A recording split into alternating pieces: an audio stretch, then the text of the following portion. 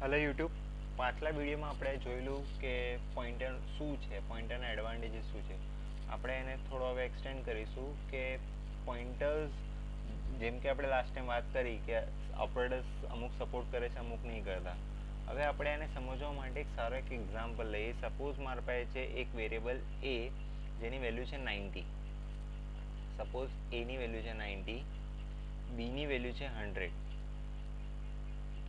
એનો એડ્રેસ છે 1024, બીનો એડ્રેસ છે 2048. હવે જેમ કે મેં લાસ્ટ ટાઈમ કીધેલું કે બે પોઈન્ટરનો સરવાળો કરો તો કોઈ મતલબ નહીં. તો એને સમજવું હોય તો સપોઝ મારા પાસે છે એક પોઈન્ટર પી જે સ્ટોર કરે છે એડ્રેસ ઓફ એ. બીજો છે મારા પાસે પોઈન્ટર ક્યુ જે સ્ટોર કરે છે એડ્રેસ ઓફ બી. હવે જો હું પી પ્લસ ક્યુ કરવા જાઉં, પી બાય શું છે એડ્રેસ ઓફ એ જે કે 1024, અને બી ક્યુ પાસે શું છે બીનો એડ્રેસ જે છે 2048. હવે બંનેનો સરવાળો કરું તો મને એક નવો એડ્રેસ મળશે. આ બેનો સરવાળો કરી સપોઝ મને એડ્રેસ મળે છે 3072. હવે 3072 પર કોમ્પ્યુટરની મેમરી પર શું છે એ આપણને થોડી ખબર છે, અથવા એને મેમરી પર જે બી વેલ્યુ છે આપણને શું, એનો કોઈ મતલબ જ નહીં, એનો કોઈ અર્થ જ નહીં. એવી રીતે તમે જો આ જ રીતે હું તમને કહેવા માંગુ કે બે પોઈન્ટરનો સરવાળો, બાદબાકી, ગુણાકાર જે બી કરો તો એનો કોઈ મતલબ રહેતો નથી. એટલે જ પોઈન્ટરમાં બે પોઈન્ટરનો અર્થમેટિક ઓપરેશન્સ કોઈ બી પરફોર્મ થતા નથી. તો બીજું શું થઈ શકે છે? જેમ કે મેં લાસ્ટ ટાઈમ કીધું, એ ઇન્ક્રીમેન્ટ સપોર્ટ કરે છે, ડિક્રીમેન્ટ સપોર્ટ કરે છે. તો શું ફાયદો છે આનો? અથવા એક કોન્સ્ટન્ટ સાથે એડિશન કે સબટ્રેક્શન સપોર્ટ કરે છે, તો એનો મતલબ શું? હવે આને સમજવું હોય તો આપણે બીજો એક એક્ઝામ્પલ લઈએ. સપોઝ આપણે બધાને ખબર છે એરે શું છે. તો જો મારી પાસે એરે છે ઇન્ટીજર A10. તો એરેમાં ડેટા આઇટમનું કલેક્શન છે A0 થી લઈને A9 સુધી. ઓકે, તો હું કહું છું સપોઝ A0 નો એડ્રેસ છે 1024, તો A1 નો એડ્રેસ શું હશે? રાઈટ, ઇન્ટીજર લે 2 બાઇટ, તો આન્સર શું આવશે? 1026. એવી રીતે તમે બધાને બે બાઇટ આપતો જશે અને છેલ્લે 10 મેમરી પ્લસ એટલે 20, 10 નંબરના બે બાઇટ ગણો તો 20 થયા, તો કેટલા થશે? 1044 જે હશે એડ્રેસ ઓફ 9. તો આવી રીતે બે મેમરી છોડીને એ એરેમાં મેમરી આપવામાં આવે છે. સપોઝ આ જ વસ્તુ હું પોઈન્ટરથી કરવા માંગુ તો સપોઝ મારી પાસે ઇન્ટીજર પોઈન્ટર પી. તો ઇનિશિયલી પીનો એડ્રેસ ઇમેજિન કરી લો, આપણે ધારી લઈએ છીએ કેટલો છે? 1024. ઓકે, તો જ્યારે હું પી પ્લસ 1 કરું તો એનો ફાયદો શું થાય કે 1025 નહીં થાય પણ 1026 એટલે નેક્સ્ટ એડ્રેસ પર પોઈન્ટ કરશે. એવી રીતે હું +1 કરતો જાઉં. સપોઝ હું કરું પી પ્લસ 2, તો મારો નવો એડ્રેસ કેટલો થશે? 1028, નાકી 1026. કેમ કે +2 કરો, ઇન્ટીજર લે 2 બાઇટ, તો 2 દુની 4, તો 4 નો ઇન્ક્રીમેન્ટ થાય. એવી રીતે તમે પી પ્લસ 3 કરો તો તમારે 6 નો ઇન્ક્રીમેન્ટ થાય, એટલે કેટલા થશે? 1030. એવી રીતે તમારે મેમરી જતી રહેશે.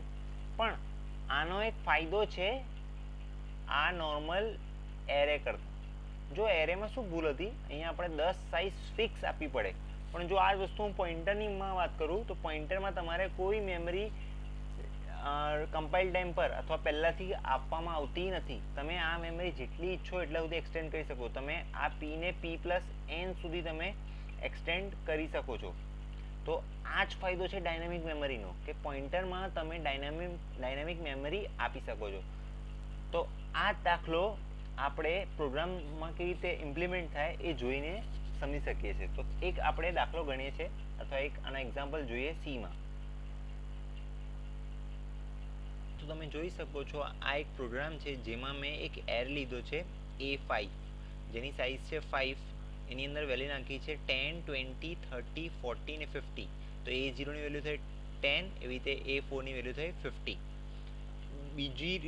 એ જ રીતે મેં એક પોઈન્ટર લીધો છે, પોઈન્ટર P. હવે આમાં મેં એક મેમરી એલોકેશન કરી છે. કેમ કે મેં તમને પહેલાં કીધું કે પોઈન્ટરમાં મેમરી ડાયનામિકલી અપાય, તો ડાયનામિકલી મેમરી આપવા માટે આપણો પાસે ફંક્શન છે malloc. તો malloc એવો ફંક્શન છે જે પોઇન્ટર વેરિયેબલને ડાયનામિક મેમરી આપવામાં યુઝફુલ છે. તો કેવી રીતે લખાય malloc? તો જો આનો ડેટા ટાઈપ કયો છે ઇન્ટીજર સ્ટાર, તેનો ટાઈપ કાસ્ટ કરી દેવાનો ઇન્ટીજર સ્ટારમાં. પછી malloc round bracket size of, અહીંયા આપણી પાસે શું છે ઇન્ટીજર, તો અહીંયા આવશે ઇન્ટીજર. પછી ઇન્ટુ કેટલા બ્લોક લેવા છે, તો મારે 5 બ્લોક લેવા છે તો અહીં લખીશ 5. અહીંયા તમે ઈચ્છો તો તમે n વેરિયેબલ લઈને પછી n ની વેલ્યુ ઉપર સ્કેન કરી દો, પણ આપણે હમણાં એકદમ સિમ્પલ રાખીએ છીએ. મને 5 બ્લોક જોઈએ એટલે મેં અહીંયા 5 લખ્યા.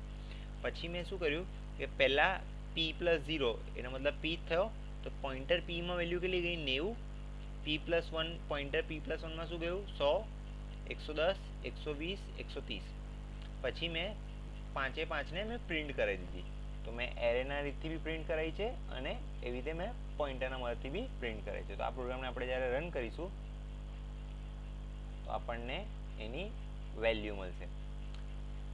અને લાસ્ટ ટાઈમ મેં તમને એવું બી કીધું હતું કે જો હું એરે લઉં તો એરેમાં આપણે બે નો ઇન્ક્રીમેન્ટ થાય.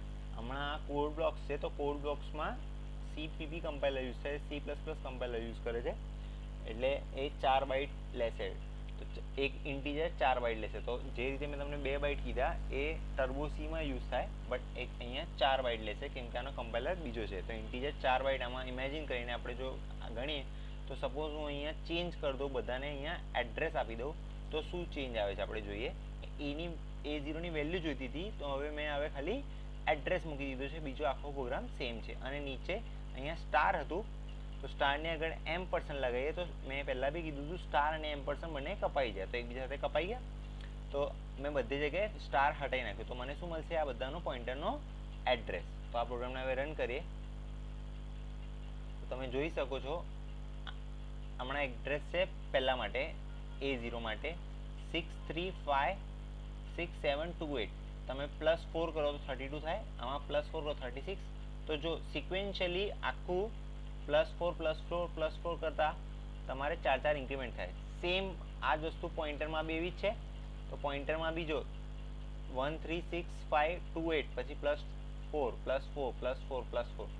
બટ આનો બેનિફિટ પોઇન્ટરમાં વધે કઈ રીતે એરે કરતા સમજાવો.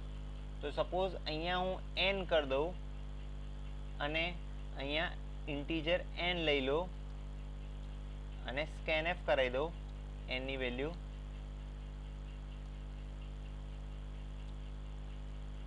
તો મારી સાઈઝ હવે એવું ફિક્સ નથી 5 બ્લોક, મારે જેટલા n ની સાઈઝ મૂકવી હોય એટલી થઈ જાય.